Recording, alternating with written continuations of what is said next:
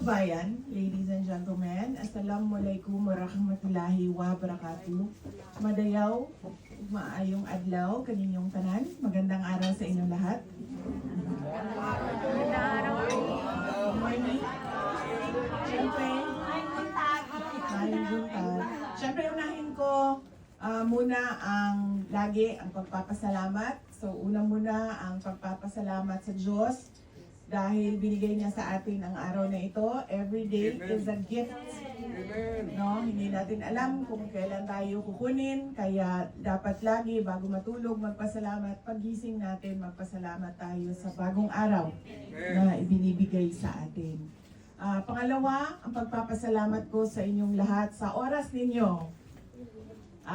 Happy ako dahil Sunday, siguro walang mga pasok, no? Walang mga trabaho. Pero kahit Sunday, alam ko kailangan ninyo maglaba at maggrocery para sa darating na linggo. Pero binigay ninyo ang umaga ninyo para sa ating pagtitipon dito ngayong umaga. Maraming salamat sa oras.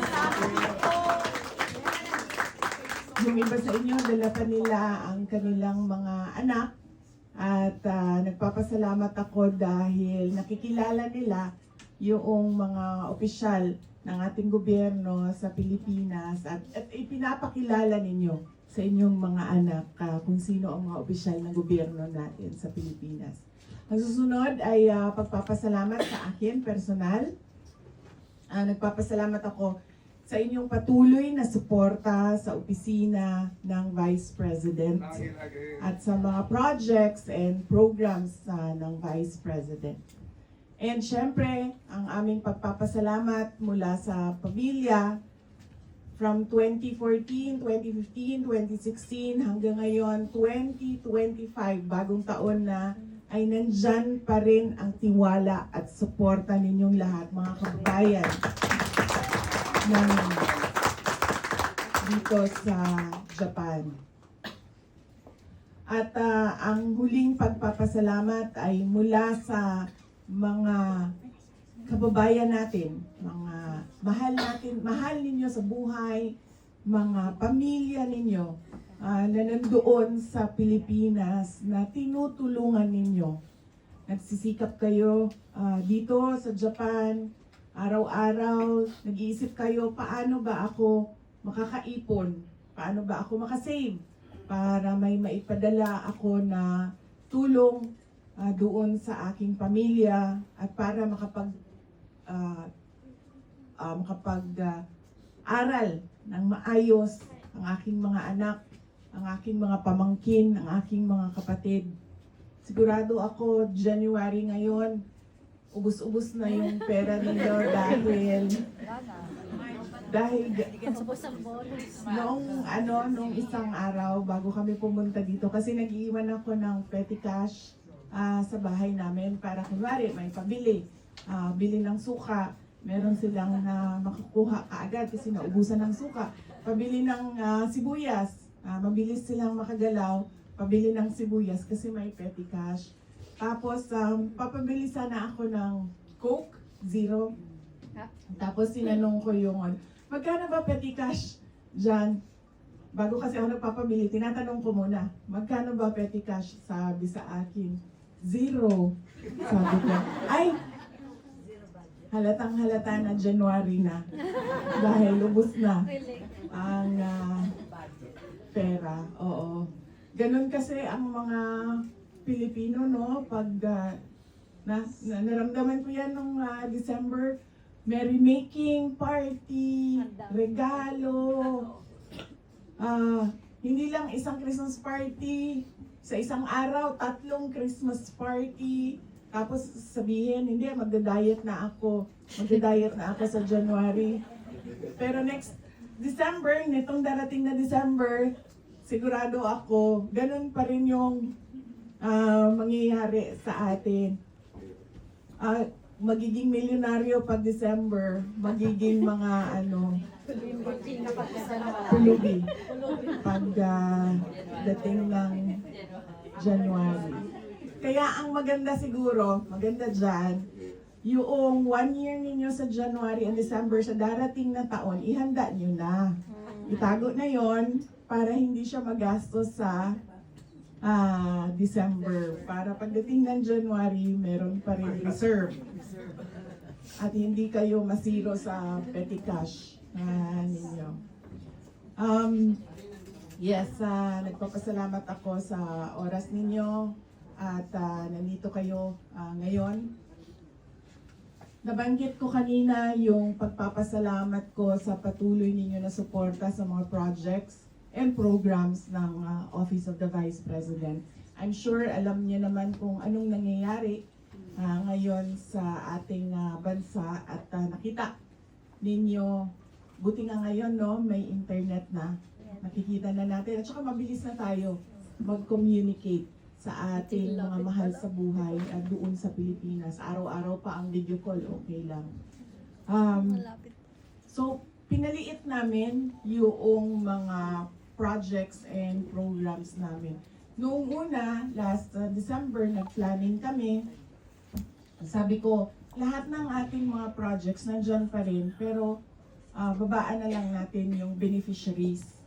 Pero, nung nakapag-usap kami ulit, nitong January na lang na meeting, sabi ko, sabi rin ng exec ko, mas maganda siguro kung bawasan na lang natin yung projects natin para marami pa rin maka-benepisyo. So hanggang ngayon, tumutuloy yung meeting namin kung anong mga projects doon ang may impact talaga doon sa mga geographically isolated and disadvantaged areas. Kasi inuuna talaga namin yung mga underserved communities. Kasi laging pag sentro, like Davao City, madami ng opportunities. Pero yung mga kasikbit ng mga probinsya and municipalities na mga maliliit, yun yung mga kailangan talaga ng tulong. So pinaliit namin at pinakonti namin ang mga projects and programs namin. And siguro by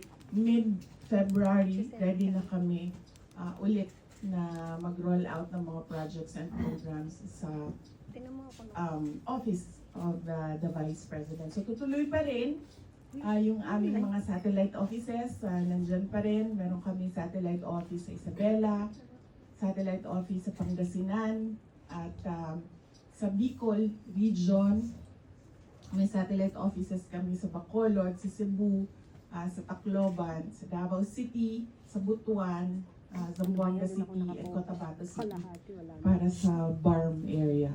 Kaya tutuloy pa rin, pero konti na lang yung mga projects. Sanay naman din kasi kami, yung team na galing ng Davao City, sanay kami sa maliit na resources na pinagkasya-kasya lang kung ano yung resources. Kasi kahit sa Davao City local government unit noon, pinaprioritize lang namin. Sobrang laki ng syudad, madaming kailangan, pero kulang yung budget. So pinaprioritize namin ano ba yung gusto nating unahin na public service para sa mga tao. So mas madali sa amin dahil na-experience kami sa ganun. Tapos, pagdating naman sa politika, yung lagi kong naririnig sa mga kaibigan ko or sa mga kakilala, nangangamusta, yung iba nasa stress pag nakikita nyo yung mga vlog sa YouTube, nag-aalala. Tapos nag-iisip kung kamusta ako, lagi meron nangangamusta sa akin.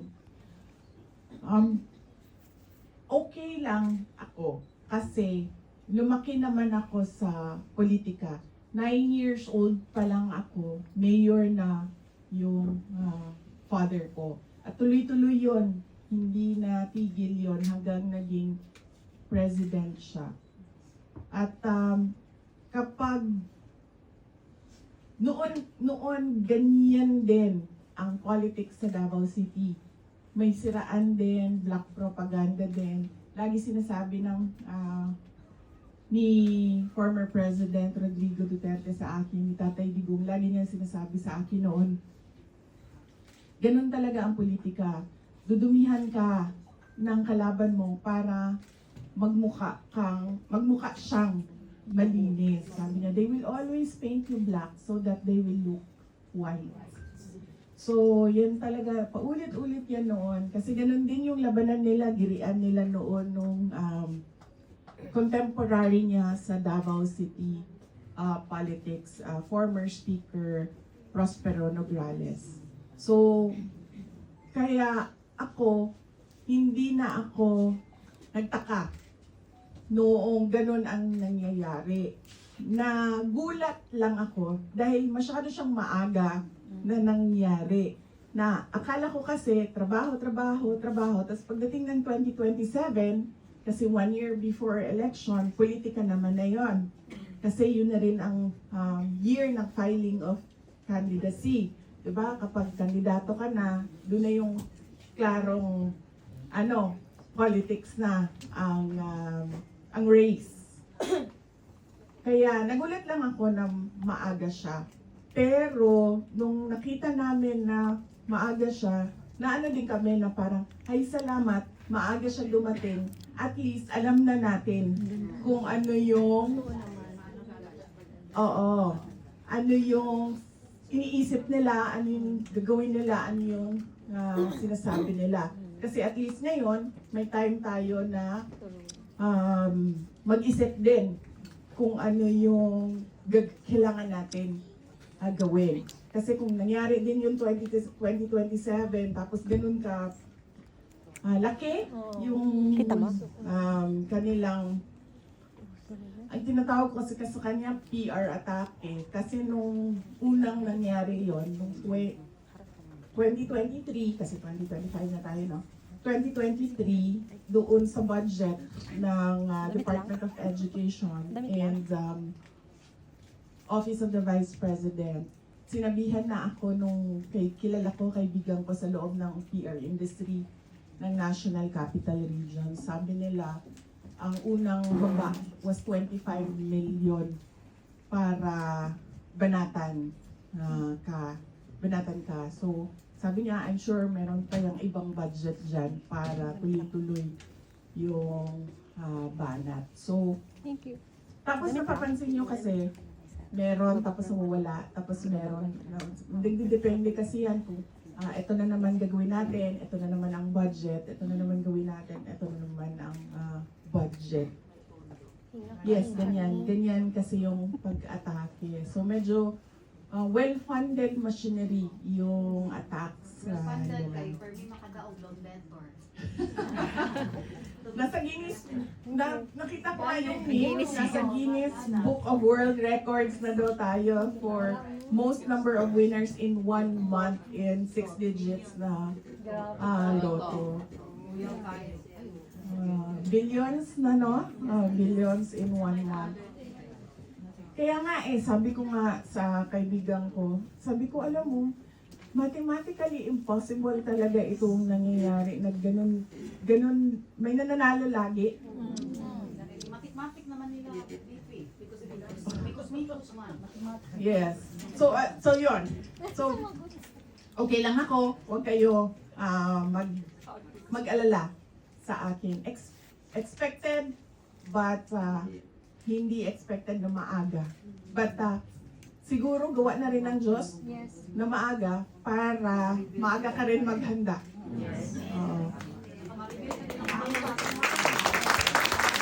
Marunong lang nilang ang kumangka. Tinuon na ma'am, daghan yung kaay ka na galing mga amigo. Abi yung mga amigo ni mo pagka humanili di ay. Tapos na-realize ko, ang meron lang akong realization ma'am, na lahat pala ng politiko ay hindi mo kaibigan. Ang kaibigan mo lang talaga yung taong bayan.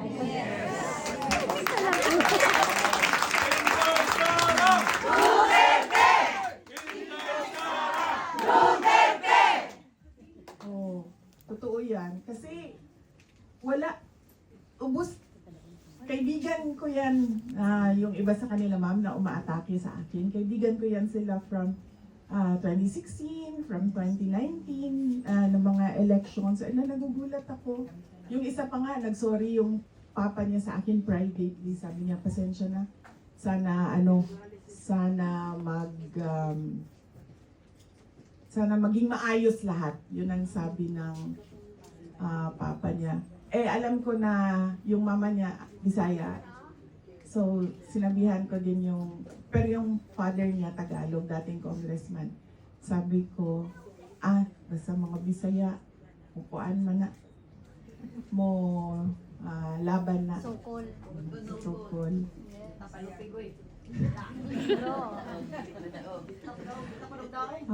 So okay lang ako, huwag mag-alala.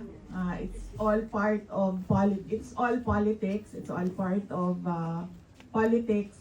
Pagdating naman sa mga cases, ito ang isa sa mga pinagpapasalamat ko kay President Duterte kasi malaki talaga siya sa education eh.